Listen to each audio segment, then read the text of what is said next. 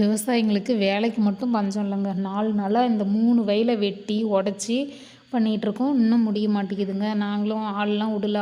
ஆள் கூலிலாம் ரொம்ப ஏறி போச்சு. அதனால் நாங்களே செய்யலான்ட்டு டெய்லியும் ஒரு வயலாக வெட்டி போட்டு உடச்சிக்கிட்டு இருக்கிறேங்க. இன்றைக்கி எப்படியும் 4வது நாளில் 3 வயலையும் வெட்டி முடித்து உடச்சும் முடிச்சிட்டோம். இப்போ வந்து அள்ளி குட்டான் வைக்கிற வேலை மட்டும் இருக்குது.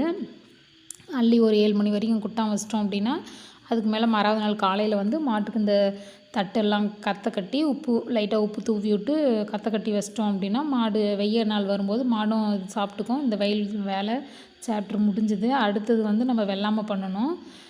நாட்டு தக்காளி வேறு வளர்ந்துக்குச்சு. அதுக்கு மட்டும் ஒரு வயல் கொஞ்சம் சீக்கிரமாக உழவு ஓட்டி ரெடி பண்ணணும். அதனால் வந்து இந்த தட்டு வந்து காலி பண்ணால் தான் உழவு ஓட்ட முடியும்.